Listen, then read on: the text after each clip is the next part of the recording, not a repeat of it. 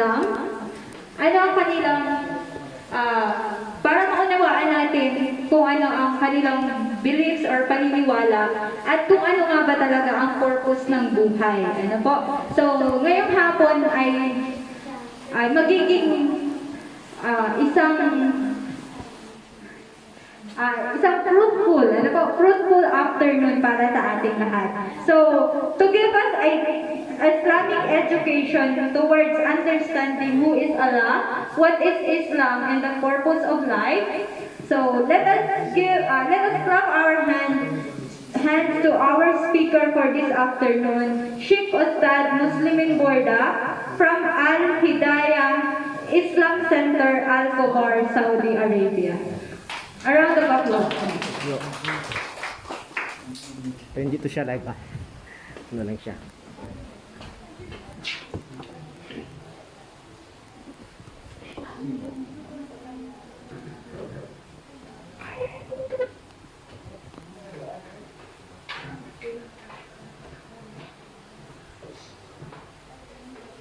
Bismillahirrahmanirrahim. Wassalatu wassalamu ala Rasulillah. Sayyidina Muhammad sayyidil mursalin wa imamul muttaqin wa ala alihi wa sallam. All praise due to Allah Subhanahu wa Ta'ala. Tinuturi namin siya, natin at pinapasalamatan sa mga biyaya na pinagkagawa sa akin. Kung nga pala ang tunay ko pong pangalan ay Vernon Agan Borda. Ibig sabihin, ako ay dati kong Christian na lumakap sa Islam. Almost siguro mga 30 years ago. So, ako po'y nagtatrabaho ngayon sa Saudi Arabia as a teacher din ang tawag sa akin doon, mu'allim. Nagtuturo po ako doon ng patungkol sa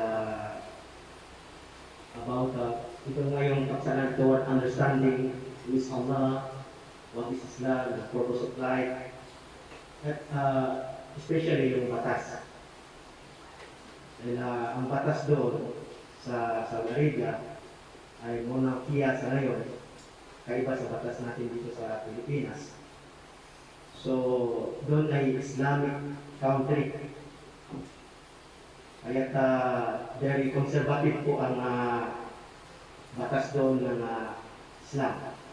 So, ako po'y nagpapasalamat po sa inyong lahat. Ikit sa lahat po sa pamunuan po ng Tabuton High School na itong eskwelahan nito ay sapagkat binigyan po kami ng time na makapag-share sa inyo ng knowledge about Islam. So, ngayon po, ang paksa po na aming inihanda ay itong patungkol sa pag-unawa, understanding who is Allah, what is Islam, and the purpose of life. Inshallah ay kung kayo po ay may katanungan, ay pagkatapos ko pong paliwanag ng brief lamang, para hindi po masyadong humaba, ay pwede po kayo magkaroon ng question and answer. Unang-una po, ay sa pananampalataya ng Islam, ang Diyos na si Allah Subhanahu wa Ta'ala, ang pangalan niya ay Allah, na kung saan sa English directly tinawag na God. But ang katotohanan, hindi ang translation ng God, kundi ang Allah, ito yung pangalan niya. Yung God, hindi ito pangalan, kundi ito ay katangian. Kumbaga, kung ikaw ay isang halimbawa, kung ang pangalan mo ay Ariel, pangalan yun. Pero yung profession mo, ikaw ay engineer or teacher, so, ibig sabihin magkaiba yun. Profession at pangalan magkaiba. So, yes po. Tao si Ariel. Pero yung profession niya ay as an engineer or teacher. So, itong Allah, ito yung sa wikang Arabic, ang Allah, ito yung pangalan niya. Opo. Yung God sa wikang Arabic ay tinatawag na Ilah. Yun ang translation ng God. So,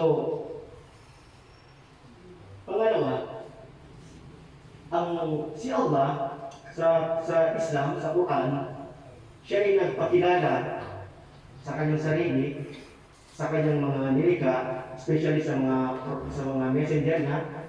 Pagkatapos ay kanyang pinuri ang tao.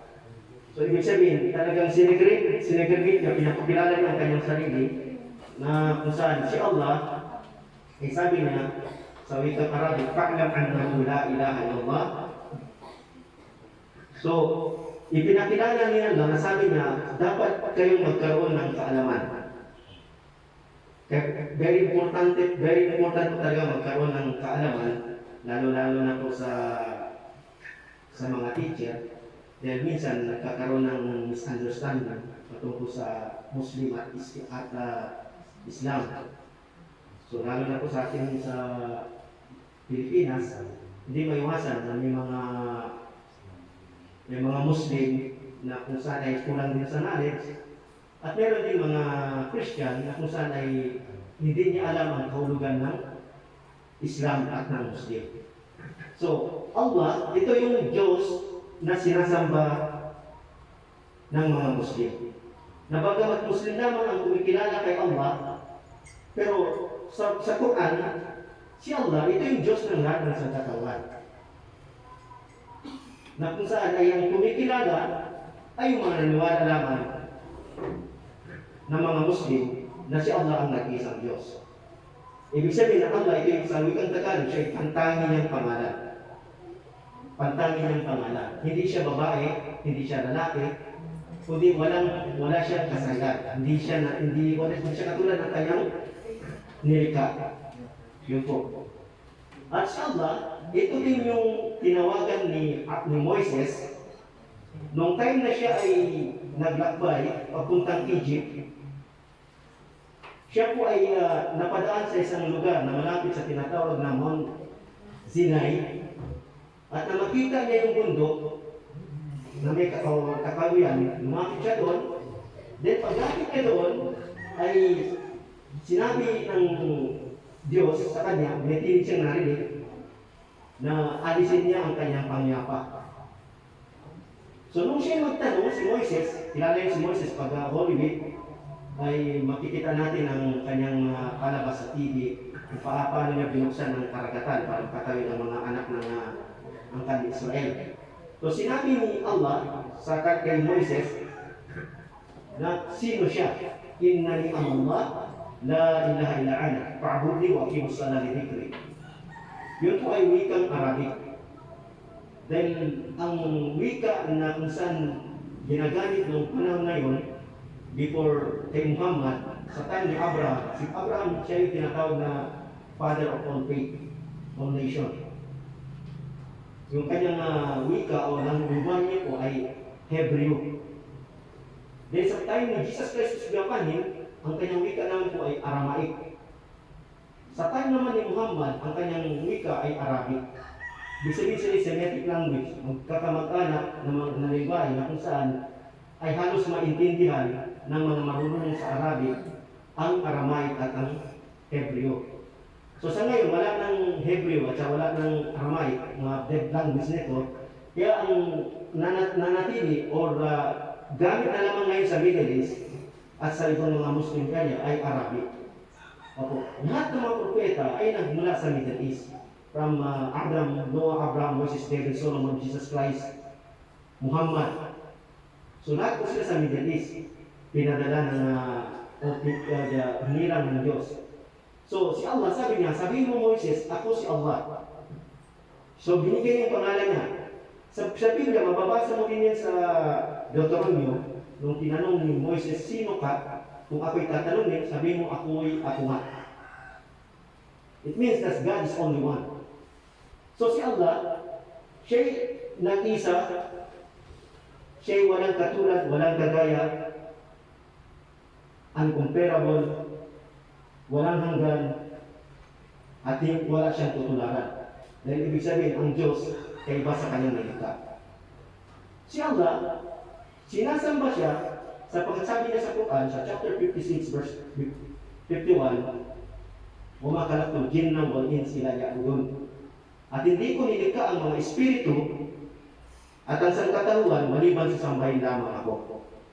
Ibig sabihin, lahat ng mga nilikha na hindi natin nakikita at yung mga nakikita natin, pawang nilikha lamang ng Diyos. Kaya ibig sabihin, hindi sila sinasamba, bagkus sila ay mga kagaya din natin na mga nilikha. Ang sinasamba, sabi ng Diyos na si Allah, sambahin ninyo ako. So yun ang nakasulat sa Quran, na ang tanging sinasamba na para maunawaan ng tao, si Allah lamang.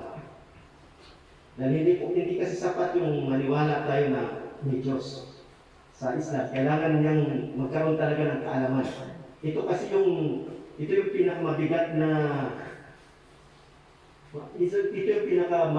na dapat maintindihan ng Muslim, na ang Diyos na si Allah ay dapat huwag mong tambalan.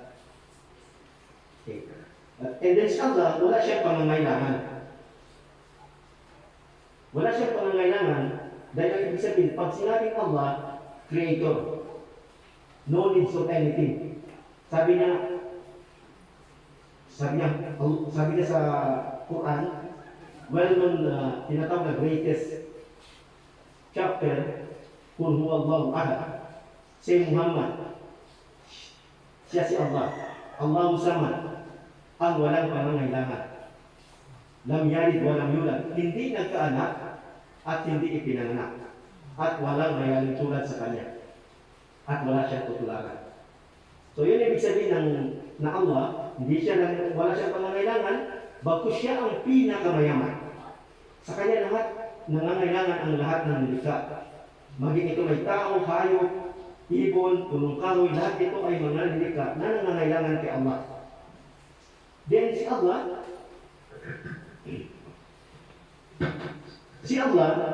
siya lamang ang dapat sambahin at wala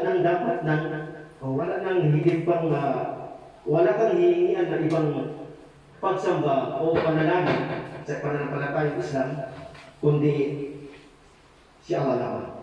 Kaya dapat maunawaan ng lahat na sa pananampalatayang Islam na ang pagtatambal, halimbawa, sumamba ka, naniwala ka sa ibang mga paniniwala, so against yun sa paniniwala ng Islam. Ascribing partners to Allah, sinatawag itong the greatest sin.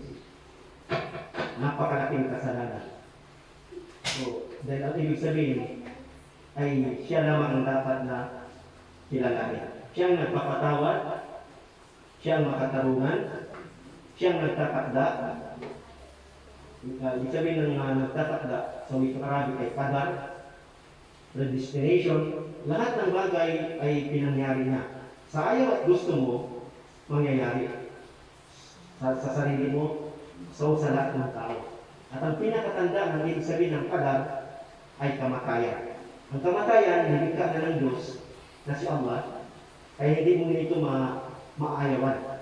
Nakasulat ng buhay kung kailan, ano oras, saang lugar. Pero ibig sabihin na para madali kung maintindihan ang nakatakda o predestination, ibig sabihin nun, hindi na mababago kung ano ang magiging buhay mo sa mundo nito at hanggang kailan ka, magiging isang teacher ka ba, o magiging isang mahirap ka lang, o magiging isang driver ka lamang. So lahat yun ay nakatakda. Pero minsan mahirap maintindihan ng tao kasi palagi siyang nangangarap. Palagi siyang may gusto. So para maunawaan ng tao, ibinigay ng Diyos ang isang halimbawa na madaling tanggapin na anumang nakatakda ay nakatakda. So ito yung kamatayan.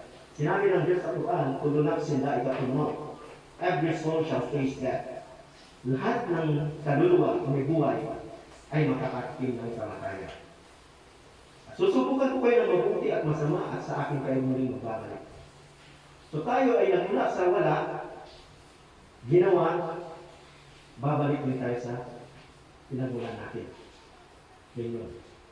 So, yun ang isa sa mga dapat maunawaan patungkol kay Allah na siya lamang ang sinasamba ng mga propeta. Then, dalawa, what is Islam?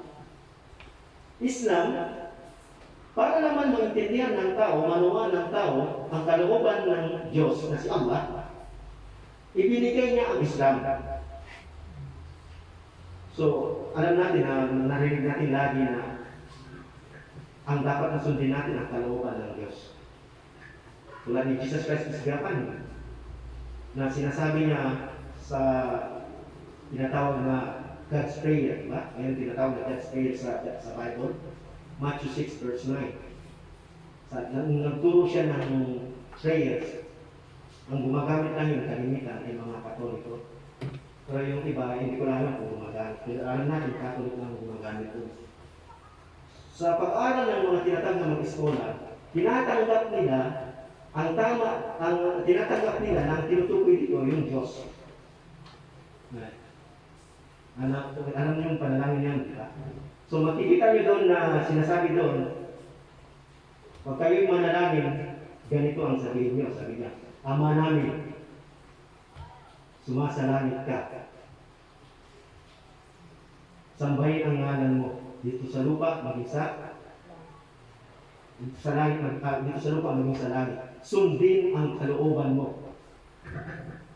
So, kung pinaisip pa, pansin natin, ang kalooban ng Diyos ang ating susundin. Hindi yung kalooban natin. Sapagkat kung ang kalooban natin ang ating susundin, yan ang dahilan ng pagkaligaw ng tao. Kaya ang Diyos, binigay niyang kanyang kalooban. Ano pa tanongin natin sarili natin. Sino pang susundin mong kalooban? Sarili mo o yung Diyos? Siyempre lahat yung nagsasabi kalooban ng Diyos. Ang tanong, paano mo susunod ang kalooban ng Diyos? Ikaw ba ang mag-create sa sarili mo ng mga batas? O dapat magkaroon ng batas? Dapat may batas. At ang batas na yan, ginawa na ng Diyos.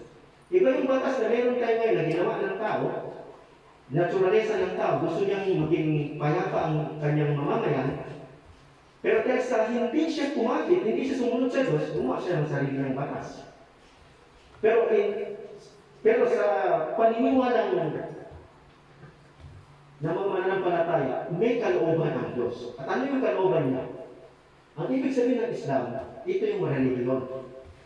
Ang Diyos nagbigay ng religion.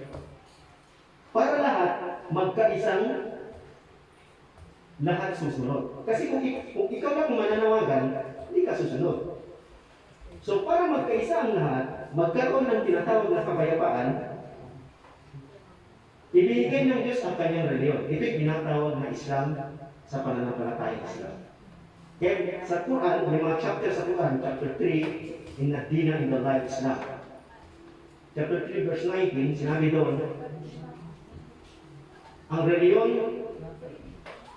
na nagmula kay Allah sa Diyos ay Islam. Chapter 2 muli, verse 85, sinabi muli ng Diyos, dahil para ma-aware ang tao, baka siya mag-create o mag-invento siya ng reliyon, na ibang kalooban ang kanyang susundin.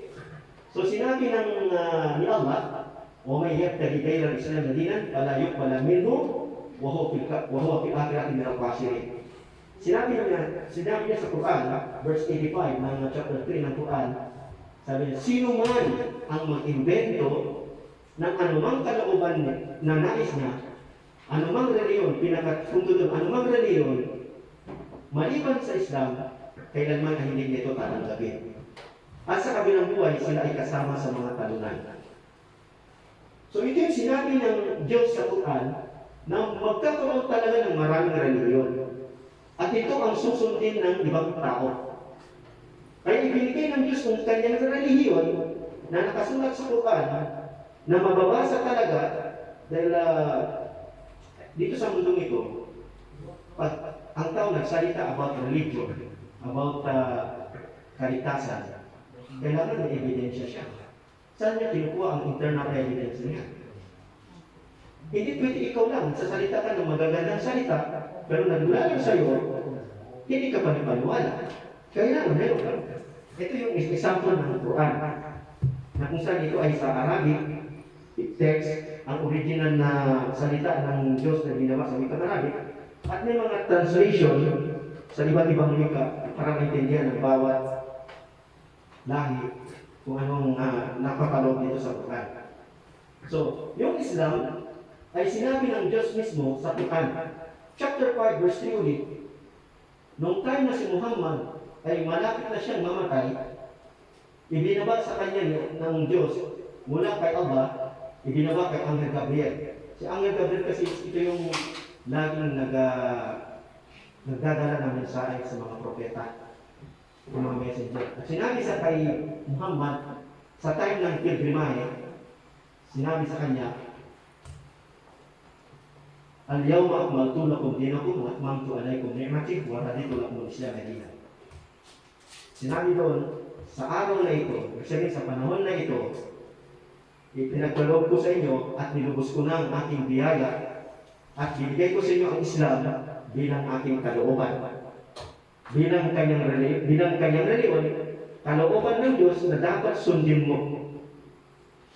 So pinaliwanag niya na ang Islam, ito yung kalooban ng Diyos. Ibig sabihin ng Islam, way of life. Sa pag-aasawa, sa pagkain, sa pagsiking sa asawa, sa pagpapakasal. So lahat ito may batas. Napapaloob sa batas ng Islam ang lahat. Hindi ka pwedeng gumawa ng sarili mong pamamaraan, kundi kailangan ayon sa pamamaraan ng Islam. Kasi kaya ibig sabihin ng Islam, way of life. Panuntunan ng buhay. So ang mga Muslim, di po niya gagawin ng isang bagay, alamin niya kung nasa kautusan ng Islam. Yun po, yung pagpapahaba ng balbas, ito rin nasa Islam, nasa Islam. Yung bang pagsusot ng damit na puti, nasa Islam ba? Nasa Islam. Yung bang pagsusot ng abaya, ang katulad ni Virgin Mary na sinusot ng mga Muslim, nasa Islam ba? Opo. Kasi si Virgin Mary sa Islam, siya ay tinatawag sa amin na Umul Mu'minat. At pangalawa, Umul Rasul. Tinatawag siyang ina ng mananampalataya. Kung mga naniwala sa pananampalataya na binigay ng Diyos, tinawag si Maria bilang ina ng mananampalataya. Dahil siya yung nanguna, siya yung binigyan ng biyaya. Kaya sa Katoliko, Christians Catholic, marinig mo lagi na siya ay ina ng ano ba yung tawag yun? Sa wikang sa ano ba yung tawag yun? Pinagpala. Si Maria ay lubos na pinagpala. Paano siya pinagpala? Si Maria ay pinagpala dahil binigyan siya ng anak na lalaki na si Jesus, na kung saan lahat tayo, kayo ay mga tinatawag na mga ina. Hindi lahat ng babae ina ay pinagkalooban ng anak na propeta. Kaya pag pinagkalooban ka ng anak na propeta, ikaw na yung pinagpala. Dahil yung kaligtasan na itinuturo ng Diyos, doon dadaan sa propeta. Kaya ikaw, madali ka nang makakuha ng knowledge ng kaligtasan kasi anak mo ay propeta. Kaya pinagpala si Virgin Mary. At dalawa lang ang naniwala at nagmamahal kay Virgin Mary. Ito ay ang Muslim at ang Christian lamang. Dalawa lang. Muslim, Christian. At sa Christian, hindi lahat nagmamahal kay Maria. Catholic lang. Tanging Catholic lang ang nag-alala pa rin hanggang ngayon kay Maria. Maliban ang Islam, Catholic. Pero yung ibang religion, hindi na halos mabanggit si Maria. Sa Islam, tinawag si Maria na isa sa mga tatlong pinakamataas na karangalan sa paraiso. Yun po. Kaya si Maria hanggang ngayon, sinusunod ng mga Muslim, dahil siya tinatawag na isang halimbawa ng isang ina. Na kung saan pinagpala ng Diyos, binigyan ng anak na hindi na niya kailangan ng asawa. Siyempre ikaw, pag gusto mo magkaroon ng pamilya, magkaroon ng isang anak, o ng mga anak, kailangan mo ng asawa. Pero siya hindi dumaan sa pagkaasawa. Kaya siya pinagpala dahil binigyan siya ng anak, na nilikha ng Diyos sa sinapupunan niya, kaya siya ang pinagpala.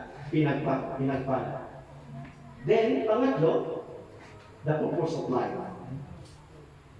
Ano yung purpose? Ano yung dahilan ng bakit tayo nilikha ng Diyos? So minsan naisip natin, kaya ko nandito sa mundo, para magtrabaho, mag-asawa, kumita, para mabigyan ng mabuting buhay ang aking pamilya. Yun ang inisip ng taong hindi niya alam ang purpose of life. Na kung ikay naniwala sa Diyos, siyempre, tulad ng sinabi natin, hindi tayo pwede mag-create ng sarili nating inventong paniniwala. So, sa Islam, the purpose of life, nakasulat sa Quran. Chapter, tulad sinabi kanina, chapter 51, verse 56, sabi doon, wa makalakto jinn na wal insi la ya'budun. And I did not created the jinn and men except to worship me. Sinabi ni Allah. Hindi ko nilikha ang mga hindi nyo nakikita at ang sangkatawan ng tao maliban sa sambahin lamang ako. So ang pagkalikha sa atin sa mundong ito upang sambahin ang Diyos. So parang katanungan sa tao, ano? Sasamba ko sa Diyos lagi? Ano yung buhay ko? So gano'n ang pagkakaintindi ng hindi niya naiintindihan ang purpose of life.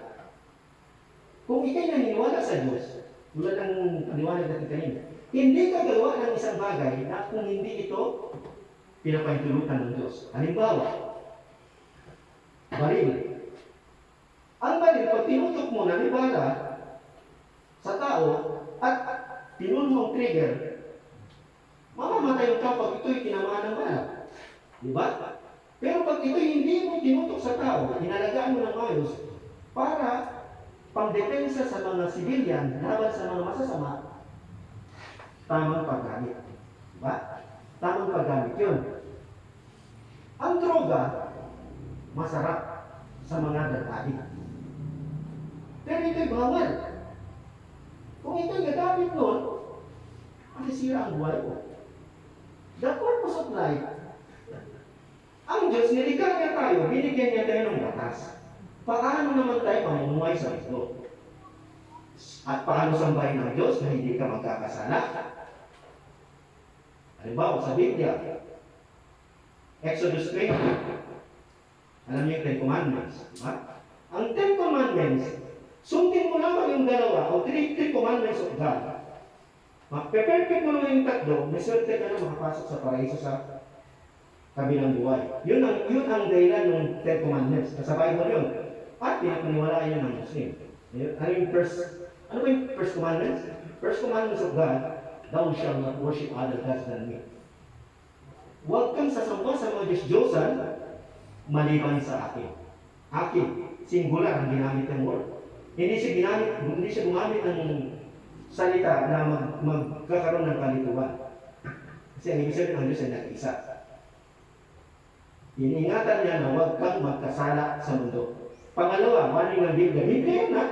Second warning niya, huwag kang gagawa ng anumang larawan o imahe ng anumang rebulto ng anumang nilala sa kalangitan, sa hipapawid, sa lupa, at silalim ng tubig. Dalawang chapter kasi yung ginawa. Kung Biblia, dalawang chapter yan. Hindi lamang isang chapter ng tinatawag natin commandments. Ang second commandment ay Deuteronomy 5. Ang first commandment, doon sa Exodus. Kasi Exodus, yun yung time na tumatakas sila. At nung tumakas sila, binigay kay Moises yung law of God. And the first law of God is yung Ten Commandments. Thou shalt not worship other gods than me. So, bawal ang pagtatambal. Then, winarningan ng Biblia, ng Diyos, sabi niya, huwag kang gagawa ng anumang larawan. Ibig sabihin ng larawan, yung nilalarawan ng isip natin. Kung nag-isip ka na ang Diyos ay Espiritu, ang Diyos ay karahangin, usok, huwag mong gagawin yan. Bakit? Dahil ang Diyos walang nakakita.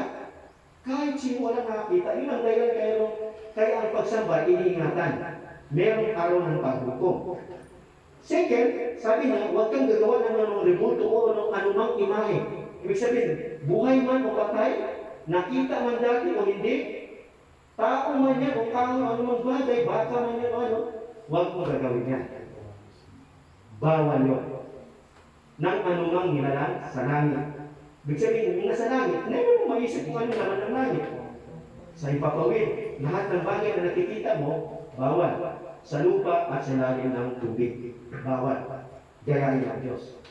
Pangatlo, sabi niya, huwag mong gamitin ang pangalan ng Diyos sa walang kabuluhan. May pangalan ng Diyos. So sa Quran, ang pangalan ng Diyos, tanging Allah lamang. Pero meron siyang katangian. Siya yung mapagpatawad, mahabagi, makatarungan. Siya ang nagbibigay ng pangangailangan, panustos sa lahat ng nilalang. Tao man o mga hayop, siyang nagbibigay ng panustos. Ano bang meron tayo ngayon, kahit asin, ang Diyos ang nagbibigay sa atin. Kahit yung luha mo. Sabi ng Allah, nilikha ko ang pagtawa ng ating halakha. Ang inyong paligaya, ang inyong paghalakha, nilikha ng Diyos at ang inyong luha. Biyaya ko yan sa inyo. Kasi kung hindi ka marunong umiyak, pag may problema ka, napakabigat yun, ikakamatay mo. Kaya mapalad ka, binigyan ka niya ng luha. Kasi kung hindi ka binigyan ng luha, baka sasabog yung dibdib mo. Binigyan ka naman niya ng ngiti, kasiyahan, para marunong kang magpasalamat sa Diyos. Kaya binigyan ka niya ng kasiyahan, na makabigay ka niya. So the purpose of life sa mundong ito, hindi bawal ang pag-asawa, pagkikipagkaibigan, paglalaro, pagtatrabaho. Lahat ng ginagawa natin ito ay pagsamba. Pagsamba ito. Ang ipinagbabawal, yung bagay na ikakasira. Tulad ng sinabi kanina, droga, alak, pagpatay, maliban sa mga kriminal na lumalaban sa karasirain ng mamamayan. So may batas yan. Sa panahon noon ng mga propeta, may mga labanan talaga yan. So yun, the purpose of life is to worship only the only one God and follow, sundin ang kanyang kalooban. Si Jesus Christ is Giovanni, the purpose of life, siya'y sumasamba sa Diyos. Nung siya magkaroon ng problema, pumunta sa Gethsemane. Sa Matthew 36, pag binasa niyo, verse 27, hindi na niya kaya, problemado talaga siya. Sabi niya kay Pedro, at sa isa pang kasama niya, dumito muna kayo at ako'y pupunta doon upang ako ay manalangin sa Ama. At siya'y nanalangin, Ama ko, kung ilay mo sa akin ang saro ng kamatayan. Sapagkat ayaw niyang mamatay. Pero sabi niya, hindi ang kalooban ko ang masusunod, kundi ang kalooban.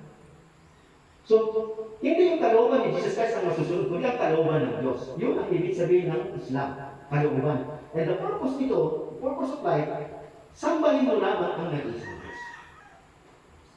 So, kaya si Allah ang sinasamba, Islam, ito ay ang reliyon na tinatawag sa Islam. At ang purpose of life na ito, ang purpose ng pagkaligtas sa atin, para sambahin lamang ang nag-iisang Diyos na si Allah at sundin ang kanyang batas. Kaya yung Quran, ito yung ginagamit doon sa Islamic country tulad ng Saudi Arabia. Hindi na nila kailangan ng Congress, Senado, para mag-isip kung anong batas ang gagawin natin ngayon.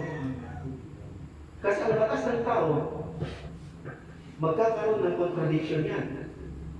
Ito yung batas na ginawa ng isang mambabatas, ito naman yung batas na ginawa ng isang mambabatas. So magkakaroon ng contradiction. So yung Quran, ito yung ang batas na meron sila, dito nila kinukuha, kaya hindi na sila nahihirapan.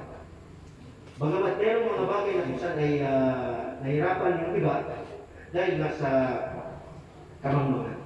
So napakalaga ng tinatawag na knowledge para maintindihan natin ang understanding who is Allah, what is Islam, and the purpose of life. So yun po ang tatlong paksa natin. Inshallah, kung may tanong po kayo, para bago tayo magtapos ay tatanggap po tayo. Maraming salamat.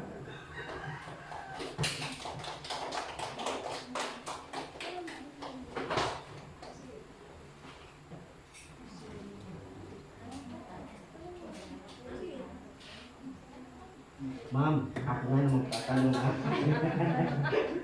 Ang teacher na sila yung nagtatanong. Ngayon, lagot ka sa akin, ma'am. Hindi, biro lang, ma'am.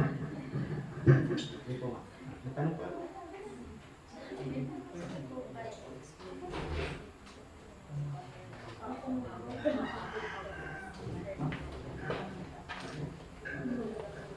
Sir, pwede kong mag makapagbigay ka ng konting background po tungkol kay Prophet Muhammad. Masyaallah. Nagustuhan ko yung tanong mo. Tayo, alam natin may Diyos. Alam natin may Diyos. Pero hindi sapat ang maniwala, hindi sapat ang maniwala kung may Diyos. Hindi sapat yun. Hindi ka pa rin maliligtas. Kahit maging mabuti ka pa, dahil ikaw maniwala kung may Diyos, hindi sapat. Kaya sa Islam sabi nga, pakialaman mo, dapat kang mag-research. Alamin mo kung sino yung Diyos. Pagkatapos, kung alam mong hindi Diyos yung mga sinasamba mo, itakwin mo.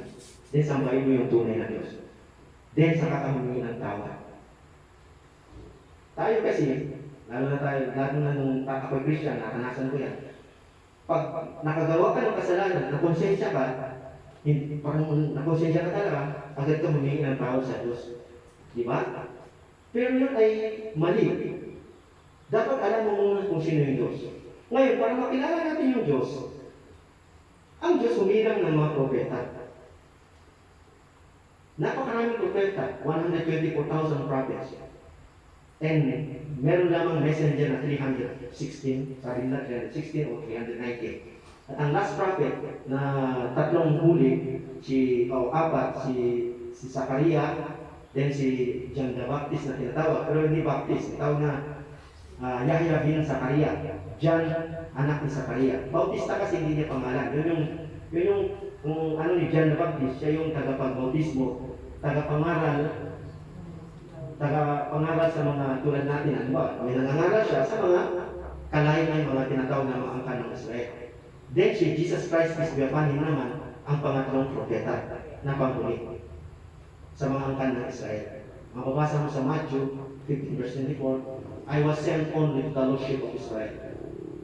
So si Jesus Christ is a prophet sent to the lordship of Israel only. Hindi sa Pilipino, hindi sa Amerikano, hindi sa kanyang lahi. So ito yung sinasabi ng Quran at sa Biblia. Matthew 15 verse 24, sinabi niya mismo doon na siya propeta lang para sa angkan ng Israel. Then, inutusan niya yung mga tinatawag na mga 12 disciples niya, yung 12 tribes yun, pero tinawag lamang na 12 disciples. Bawat tribe may roles na representative. Kaya 12 lahat yun. Si Jesus Christ bago siya inyakyat sa langit, sinabi ng Allah sa Quran, sa Bible, na siya aakyat sa langit. Sa Bible, sa Quran naman, siya aakyat sa langit. Sabi niya, sa mga angkan ng Israel, Ya Bani Israel, inni Rasulullah ilaikum musaddiqan bima bayna yadayya min at-Taurat wa mubasysyiran bi rasulin ya'ti min ba'di ismuhu Ahmad. Sabi niya, sinabi ni Allah, ito yung sinabi ni Jesus nung siya ay nasa lupa pa lamang. Sabi niya, "O angkan ng Israel, ako ang propeta sugo ni Allah na ikinadala sa inyo." So, kinonfirm ng Quran ang sinabi ng Biblia na nagpatotoo sa naunang propetang si Moises at nagpatotoo sa pagdating ng huling propeta si Muhammad. So si Jesus Christ nagsabi ng may propetang darating na ang last na propeta ay si Muhammad. Kaya si Muhammad, siya yung last propeta na kung saan ay makikilala ito mula sa Middle East. Dahil doon lahat ang mga propeta ng lahi. Si Muhammad mula sa lahi ni Ismael. Si Abraham may dalawang anak. Ito ay si Ismael, ang bunso ay si Isaac. Ang lahat ng angkan ng Israel, mula ito sa anak ng Abraham na si Isaac na mula. Samantalang si Muhammad mula naman sa anak ni Isaac, sa anak ni Ismael na si Kedar. May labing dalawang lalaking anak si Ismael. Si Ismael kasi ang panganay. So, nauna siyang nagkasawa, dumami na yung kanyang lahi, si Isaac ipapanganak pa naman. Nung ipinanganak si Isaac, nagkaroon siya ng dalawa lang anak. Maliit na tribo lang kasi ang Israel. Kaya si Jesus Christ para sa maliit na tribo. Si Muhammad para sa lahat ng sangkatawan dahil siya ipanganay. Parang tayo. Never ang bunso ang mamumuno sa iyo, kundi yung panganay. Diba? Diba, ang bunso ba ang mag-aakay sa iyo palabas? Siyempre, hindi, di ba? Ikaw na pangalan at akayin mo yung bunso mo. Kaya si Muhammad, tinatawag siyang the last prophet. Siya propeta na ikinadala sa lahat ng sangkatauhan. Sabi niya sa Quran, Inni Rasulullah, sabi niya, pinadala si Muhammad para sa lahat ng sangkatauhan. So mula sa lahi ni Ismael, na anak ni Abraham. Si Abraham, siya yung tinatawag na propetang para sa lahat ng nasyon. Then si Muhammad, mula siya sa lahi ng Quraysh, sa part ng Makkah. Yung Makkah, after ni Abraham na mawala, yung tinatawag na Bakka, house of worship, meron dong tinatawag na Bakka. Yung Bakka na yun, ginawa yun sa panahon ni Adan. Na-wash out sa panahon ni Noah, binalik ni Noah. Sa panahon naman ni Abraham, pinaganda niya, pinalaki niya. Sa panahon naman ni Muhammad, inalagaan niya hanggang ngayon. Kaya si Muhammad, nagmula sa angkan ng Quraysh. Ang ama niya ay si Abdullah.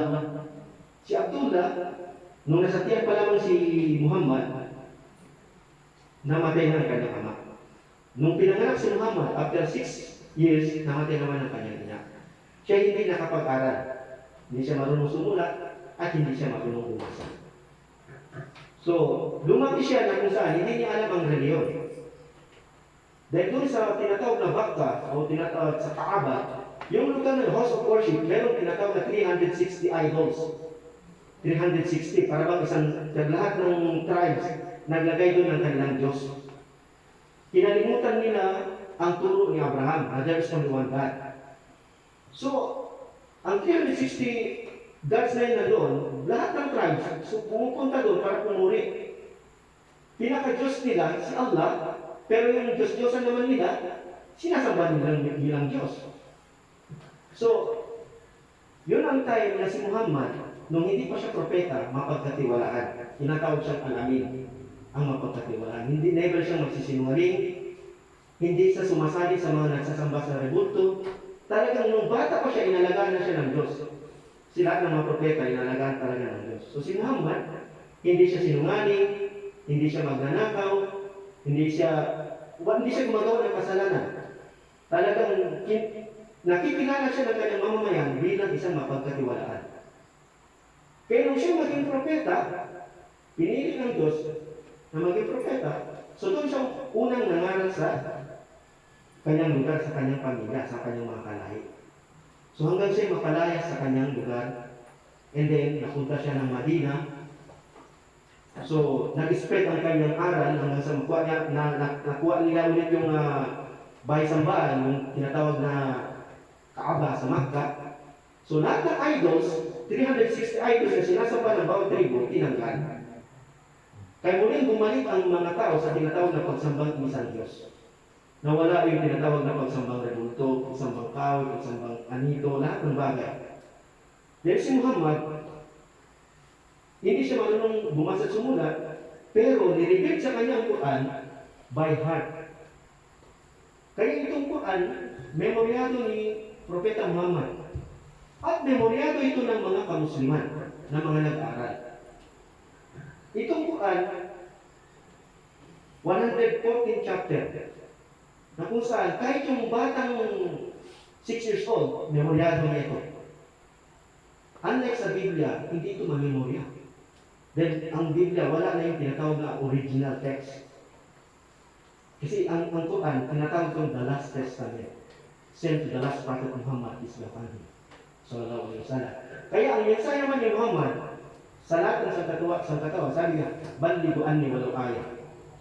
Iparating niyo ang patungkol sa akin kahit isa man lamang salita na ako ay dumating na. So dumating na sa iyo. Nagtanong ka, sino si Muhammad? Maraming salamat. Kasi bakit? Importante yun para sa iyo. Na kung saan ay ang pagpaparating patungkol kay Muhammad. Dahil hindi natin malalaman ang pagsamba. Hindi natin malalaman ang bawal. Hindi natin malalaman ang pinapahintulutan kung walang propeta. Paano ipapapadala ang salita ng Diyos kung hindi siya hira ng propeta? Ang propeta, ang palatandaan ng propeta, una, merong kasulatan. Lahat ng propeta, si Jesus Christ, meron siyang tinatawag na pinadala sa kanyang salita ng Diyos, tinatawag na Injil, the good news. Si Moises naman, tinatawag na Torah, yung the law. Si David, tinatawag ng Song of David, tinatawag na Zabur. Si Abraham, tinatawag naman na Suhok, ibig sabihin ang tipan. So, meron silang mga kasulatan, lahat ng propeta. Kaya hindi ka pwede maging propeta kung walang ibinaba sa iyo. At lahat ng propeta may mga witness. Kaya si Jesus Christ meron mga disciples. Bakit siya meron mga disciples? Hindi siya paniniwala na siya propeta kung wala siyang disciples. Kaya meron siyang 12 tribes na yun, may mga representative, nagpapatunay kung sino si Jesus Christ. Sino si Moises, meron din siyang disciples, lahat ng propeta. Si Muhammad, meron din mga disciples. Ang disciples niya ay 124,000 na mga tinatawag na mga sahaba ng mga panahon na yun. So hanggang ngayon, lumaganap sa buong mundo ang kanyang aral ni Propeta Muhammad kaya dumating sa atin sa Pilipinas ang Islam before ang Kristyanismo. So lumaganap ito sa buong Mindanao, Maynila, at umabot na sa Visayas at Luzon. Kaya lang, pagdating sa Visayas, ito yung unang bumigay ng Visayas. Mahina yung Visaya, mahina sa panampalataya. Yung mga ano naman, taga Luzon, lumaban, pero wala silang magawa. Dahil mas high-tech yung power ng mga dalang armas ng mga tinatawag ng mga Spanish sa pangunguna ni Miguel Lopez de Legazpi. Kaya yung Miguel Lopez de Legazpi, kaya meron tinatawag na Legazpi dito sa Bicol dahil lumaganap ang Kristyanismo. After 100 years na lumaganap ang Islam na dala-dala ng Propeta Muhammad. So yun po si Muhammad Sister. Si Muhammad is the last prophet na pinadala sa atin